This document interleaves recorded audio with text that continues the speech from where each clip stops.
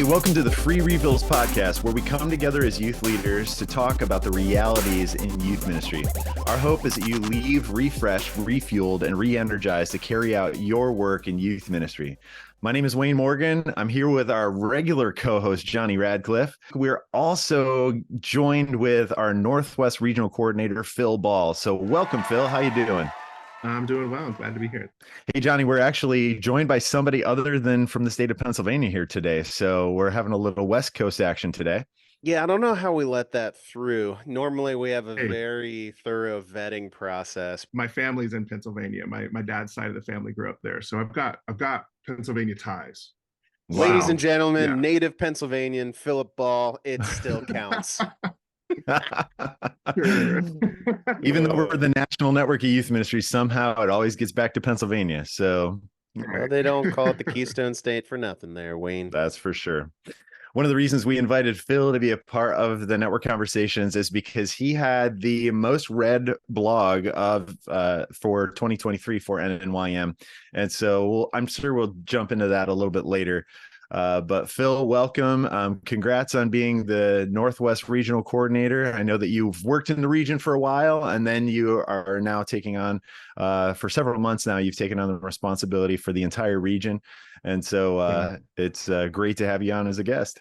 Well, thanks. And another Pennsylvania tie, as the Northwest Coordinator of Engagement and Training, I was more or less the assistant to the regional coordinator, Chris Renzelman. Love it. He's done a fantastic job in the Northwest for 35 plus years, and I was just very blessed and privileged to join at a time where there was a handoff possible. So I'm really indebted to Chris's leadership and his willingness to really pour into me and prepare me for hopefully a couple decades to come, building on his foundation. So, but it's kind of weird to go from being Dwight Schrute to Michael Scott. You heard it here that Phil Ball is the Dwight Schrute of the National Network of Youth Ministries. No, now he's the Michael Scott. Yeah, but either one of those isn't great because we all want to be Jim. Let's be real. That's true. Preparation's great, but not when it comes to everyone's favorite game. Are you taller than a Philip Baller?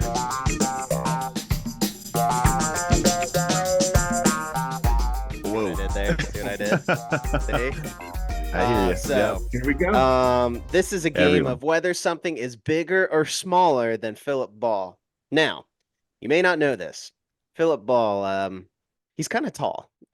He's a large man. Yeah, Kind of for a big sure. man.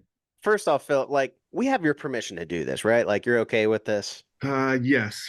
Oh, there's Hesitantly, but yes. So you are 6'9". Can I confirm? 6'9". Yep. And if you're watching this on video, that means most of you see this. Yeah. From about my neck down. My favorite t-shirt that you wear is I've had it up to here with short people, and it's like chest level. Yeah. And thankfully the arrow is just above my wife, who's 4'11". Yep. No joke. It's amazing. It's a No joke. perfect pairing. Well, I tell you what, Wayne, we are going to quiz you because Philip knows all these answers already. But here we go. You need to determine, is this thing described, is it bigger or smaller than Philip the Baller? Here we go. The shortest full-grown elephant. Is it bigger than Philip Ball? Man, who Googles this stuff? So I'm going to say the Phil is bigger than, I'm saying he's taller than the world's smallest elephant. That's correct. Well done. Yes. Pygmy All right. elephant would be around 4'11". So we did do pygmy elephant just so that way we have all of the research buttoned up. Wow. You're on the board. All right. Just be careful. 4'11" is pygmy for an elephant, not for my wife, who's also 4'11". No, perfect for the size of a wife. Yeah, Perfect. she's perfect. Yeah. Next, the world's heaviest dog. Is Phil bigger than the world's heaviest dog? Man, I cannot imagine a dog being anywhere near Phil's size, but I know there's some big animals out there. So I'm going to say that the dog is heavier than Phil Ball. That's correct. All Yeah, right. I was relieved to find that, Yeah, 343 pounds for those keeping score at home. Wow. Imagine feeding that animal. It's a horse. That guy's going to fertilize a yard. That's for sure. A whole field. Next question. The largest tumor removed from a human being, is that bigger than Philip Ball? Wow. Regardless of the answer, you don't want to see the picture. Don't Google that. It's going to be with me forever. You know, people are Googling that right now. Like, know. and I want to, and I'm trying to figure out, like, man, that's crazy. I'm just going to go out there. I'm going to say the tumor is actually bigger than Phil Ball. I don't even want to look at that, but like, I'll just say the tumor is larger.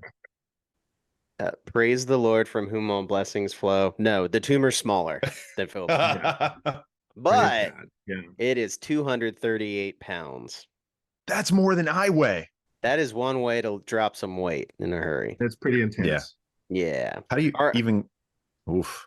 Yeah. Don't even ask. Don't think about it. We're moving on. Next, the biggest rubber band ball. Is it bigger than Philip Ball? Oh man, you know, I drove across country and I saw the signs for this, and now I'm disappointed that I didn't stop. You know, like I'm gonna say the biggest rubber band ball is actually smaller. Like, are we talking height or weight? Height. We're talking height. Okay. Height on this one. Man. I'm gonna say it's smaller than Phil Ball. That's correct. It is only, 6'7". honestly, only by 2 inches. Yeah. Whoa. I was gonna say. Inches. Wow, it's bigger than me. Yeah, it's got me beat. Of a rubber band ball. Good grief. It is 3-1 in your favor, Wayne. Let's go. All right. The next one. The tallest ice cream cone in the world. Tallest ice cream cone has to be bigger than Phil. Like a 6'4", 6'5" ice cream cone just doesn't sound super impressive. Like a 7-foot ice cream cone, that sounds impressive to me. So like maybe it's just be the years of youth ministry. I'm gonna say the ice cream cone has to be bigger than Phil Ball. Oh my goodness, you are correct. It is. Yeah, it's much more impressive. Yes, 10'1". Whoa, 10'1". It's a lot of ice cream. That could feed a youth group. To put the cherry on top, you have to be able to dunk a basketball. Yeah, exactly. Oh, wow. Yeah, you're right. Can't do that either. All right, next. The smallest whale.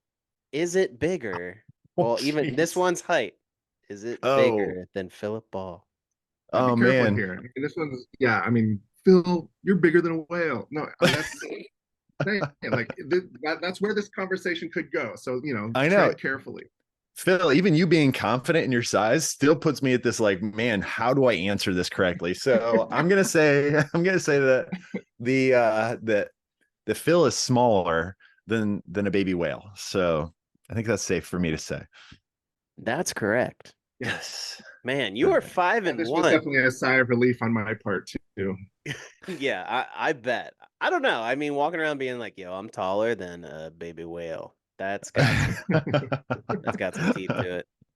And this is the last one for Wayne, who has been crushing it. The tallest flower in the world. Is it bigger than Philip Ball?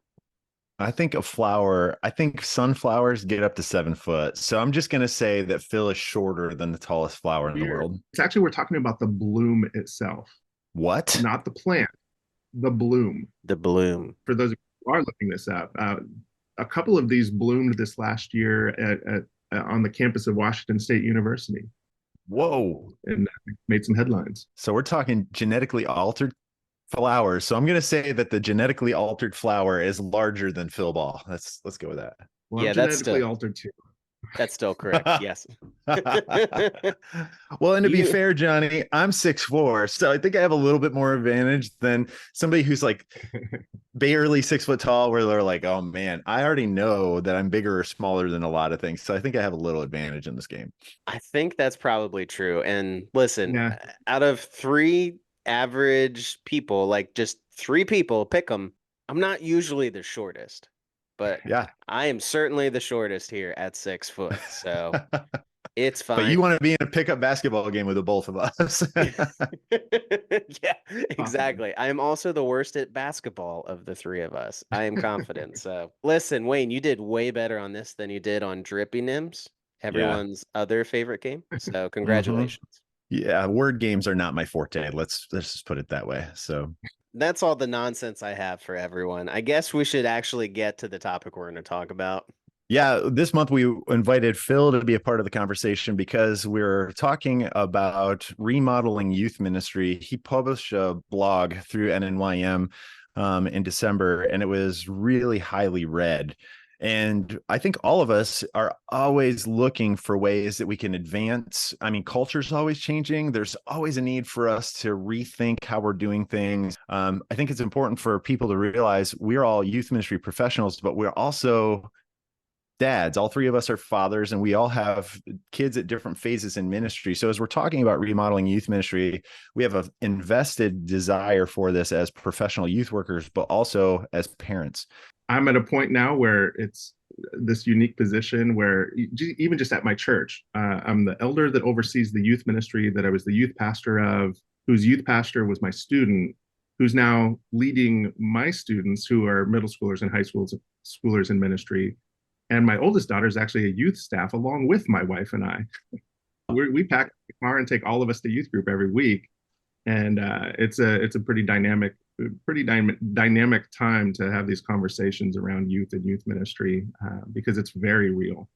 I definitely count it a privilege to really hear from youth leaders around the country and what's going on, and then but also having a finger on the pulse of what's happening in the students in my own community. You also have a finger on the pulse nationally on what some of the things are happening because you work a partnership with National Network of Youth Ministries and 10 by 10, which if people aren't aware of what 10 by 10, that's actually some of the core of what you wrote about in your article. Yeah. What are some things that you see like culturally that 10 by 10 are addressing? There was this recognition that youth leaders have not necessarily been discipled in the way that they're expected to disciple their teenagers. Or those that they're overseeing in their roles. And so, which begs that question of like, how can you lead where you haven't been? 10 by 10 is seeking to engage a variety of partners, a vast diversity of denominations, churches, parachurch organizations, to help in that situation to disciple youth leaders so that they can disciple 10 million teenagers in the next 10 years. So what are some of the ways that you were actually discipled as a youth worker? For me personally, I count myself in the minority, thankfully, in that my youth pastor really poured into me. And then he planted a church and handed the keys off to my wife and I as the youth leaders. When we moved down from Spokane down to Vancouver, I became an intern. And my first time in the office, the youth pastor was, whether this happens or not, I am helping and training you to replace me. And so he had that mentality and that framework from the start. And then in those times, I found other youth pastors in the area that also mentored me. And then my lead pastor took an active role in that as well. And then, after 13 years at that church and stepping aside, I replaced myself. So I took that mentality and poured into someone who also poured into the young man that's our current youth pastor too, that I still have the opportunity to pour into. And then just for the cherry on top, like I said, Chris Renzelman was looking to replace himself in me again. So this is for me, it's an overarching story in my journey. And it definitely saddens me that it's not the story for many others. I would definitely prefer that it's the majority, but it's not. That posture has to be so healthy because sometimes with churches, we kind of have this idea of like we're looking for the best candidate. We're going to search everywhere across the world and bring them in. But what I hear, the posture in that is very much more, these are the people that we have. This is our flock. We're going to try and raise the leaders up within our flock as opposed to importing leaders in who have no context. And there's something really beautiful about that. So you guys have 3 generations of youth pastors being brought up from within. Am I understanding that correctly? I'm not here to like toot my horn, but like I've got a few other students that have become youth pastors at other churches as well, locally. And again, they're not necessarily raised from within of those churches, but I think that adds to just a healthy discipleship environment that God allowed me to participate in. And yeah, I mean, I'm not going to say that I had it all like marked out and the whole plan was mapped out to do that, but it was something that became more apparent and more of a focus as time went on. I I love think that. it's really important to have the conversation about discipleship, because for a lot of the time in Bible colleges, we are created to be good presenters from stage.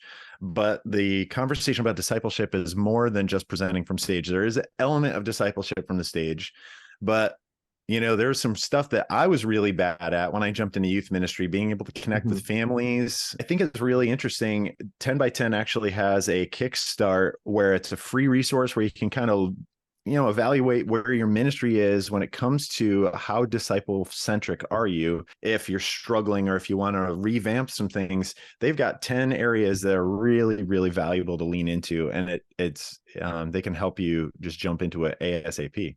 Yeah, it starts with a 2-minute survey, and that survey really captures a quick synopsis of who you are and the areas in which you're serving, and tries to line you up with some of those key questions, and then providing some resources to help find some answers that are more tailored for you.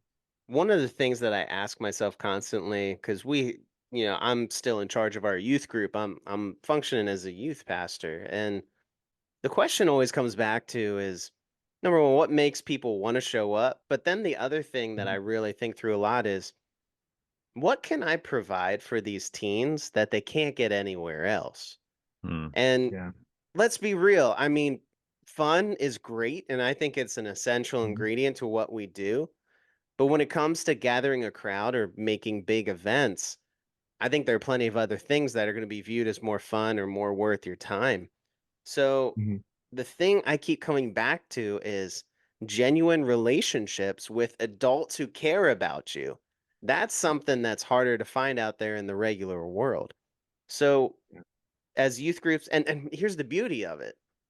You don't need a large group to provide that.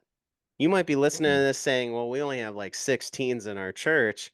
Is youth ministry really worth it? It's kind of like, well, are those 6 teens worth it? Right? Yeah. Like, Yeah. and when you think that we have to build this thing to, be big and to generate fun and this like fabricated momentum, well, then you're missing the point that what we actually have to offer people is genuine relationship, and that can happen in smaller doses.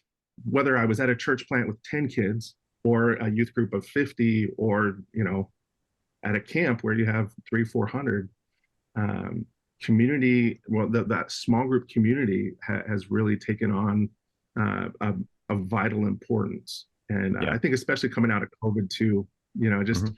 that the interrelational connectedness um, is more held in higher regard. Like it's a necessity for students today. And that's one of the things that where the remodeling is taking place.